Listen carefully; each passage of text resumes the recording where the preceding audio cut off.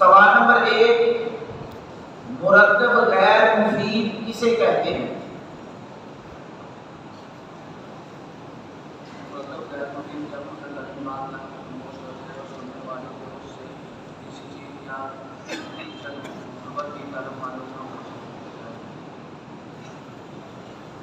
सवाल नंबर 2, जुमला इस्मिया की तारीफ मआ मिसाल जिक्र करें।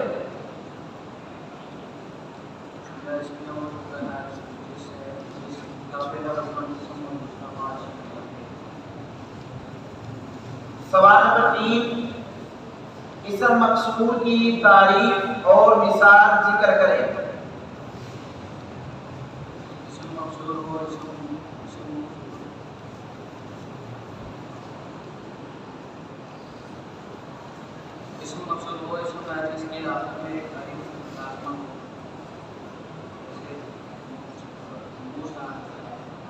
जज़ाकुमुल्लाहु खैरा।